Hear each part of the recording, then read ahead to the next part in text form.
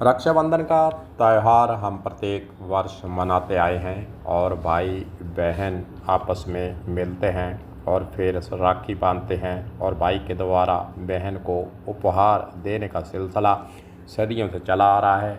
लेकिन जैसे जैसे समय बदलता जा रहा है और राखी बांधने का जो सिलसिला है उसके अंदर बहुत से अंतर भी आए हैं। आधुनिक युग है, अब आधुनिक युग के अनुसार यह त्यौहार मनाया जाने लगा है। लेकिन आपको हम एक जानकारी देना चाहेंगे कि रक्षाबंधन का त्यौहार आखिरकार शुरू कैसे हुआ, कहाँ से शुरू हुई राखी बांधने का सिलसिला। तो बने रहें हमारे साथ।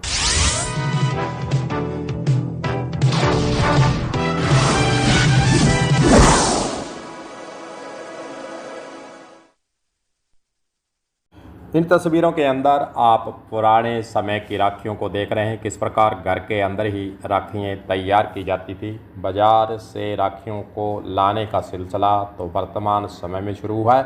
पुराने समय के अंदर घरों के अंदर ही राखियाँ तैयार कर बांधने की बातें होती रही हैं। धार्मिक कथाओं के अनुसार जब राजा बलि ने अश्वमेध यज्ञ करवाया था तब विष्णु भगवान ने 52 अवतार लेकर राजा बलि से 3 पग धरती मांग ली थी।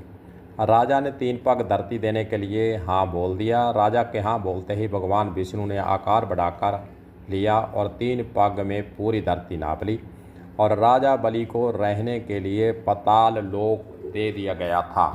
जब ऐसी बात सामने आई तो तब राजा बलि ने भगवान विष्णु से एक वरदान मांगा कि भगवान मैं जब भी देखूं तो सिर्फ आपको ही देखूं, सोते जागते हर क्षण में आपको ही देखना चाहता हूं। भगवान ने राजा बलि को ये वरदान तो दे दिया और राजा के साथ पाताल लोक में ही रहने लगे। भगवान विष्णु के राजा के साथ रहने की वजह से माता लक्ष्मी चिंतित हो गई और नारद जी को सारी बात बताई। जब नारद जी ने माता लक्ष्मी को भगवान विष्णु को वापस लाने का उपाय बताया तो नारद जी ने माता लक्ष्मी को कहा कि आप राजा बलि को अपना भाई बना लीजिए और भगवान विष्णु को मांग लीजिए। नारद जी की बात सुनकर माता लक्ष्मी राजा बलि के पास वेश बदल कर गई और उनके पास जाते ही रोने लगी। राजा बलि ने जब माता लक्ष्मी से रोने का कारण पूछा तो माँ ने कहा कि उनका कोई भाई नहीं है, इसलिए वो रो रही है।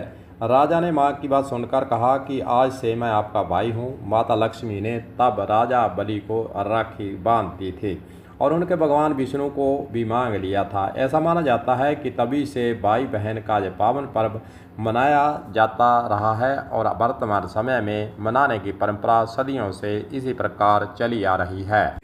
ऐसी कहावतें, ऐसी कहानियाँ हमारे को पुराने समय से सुनने को ज़रूर मिलती रही हैं। हाँ, रक्षाबंधन को अब आधुनिक युग के अंदर अलग अलग सा रूप दे दिया है और महंगे महंगे उपहार देने शुरू किए गए हैं। लेकिन पुराने समय की बात करें तो पुराने समय के अंदर ऐसी पहुंच भी नहीं थी और जो रक्षाबंधन को मनाने का सिलसिला था उनका जो रीति रिवाज था वह अलग था। लेकिन वर्तमान समय के अंदर अब इसके अंदर बहुत से परिवर्तन भी हो चुके हैं। जो भी हो, रक्षाबंधन को मनाए जाने का सिलसिला हम मिलजुल कर करते हैं। इस दिन बहनें जो है भाइयों के घर पहुंचती हैं और फिर खुशी से उनके राखी बांधकर आशीर्वाद भी लेती हैं और आशीर्वाद लेने के बाद वे अपने ससुराल को विदा भी हो जाती हैं। हालांकि राज्य सरकारों के द्वारा रक्षाबंधन पर जो है फ्री बस सेवा को भी शुरू किया गया है जो कि 24 घंटे के लिए होती है। जैसा कि राजस्थान सरकार के द्वारा भी इस बार भी रोडवेज की बसों के अंदर बहनों को, जो महिलाएं हैं, उनको एक स्थान से दूसरे स्थान पर जाने के लिए सुविधा दी है, निःशुल्क सुविधा दी है और 24 घंटे के लिए यह सुविधा राजस्थान की सीमा के अंदर रहेगी। कहीं ना कहीं राज्य सरकार के द्वारा महिलाओं के अंदर एक नया जोश, नया उत्साह और सरकार के प्रति उनकी जो समर्पण की भावना है उसको दिखाने का प्रयास जरूर इस मौके पर करने से सरकार पीछे नहीं रहती है, होना भी चाहिए इस दिन। हालांकि बसों के अंदर निःशुल्क सेवा देकर महिलाओं के अंदर एक तरह से नई ऊर्जा भरने का काम सरकारों के स्तर से किया जाता है। भारत के अंदर बहुत सी सरकारें इस मौके पर महिलाओं को निःशुल्क सेवा, बस सेवा के अंदर निःशुल्क टिकट देकर उनको यात्रा करने की सुविधाएं दे रही हैं। जो भी हो, भाई बहन का जो त्यौहार रक्षाबंधन है, इस मौके पर हमें प्रेम भाव से इसे मनाना चाहिए और एक दूसरे से भाईचारा निभाने का वचन भी इस मौके पर लेना चाहिए। कलम न्यूज़ के लिए गुरदेव सिंह सैनी की हनुमानगढ़ से रिपोर्ट।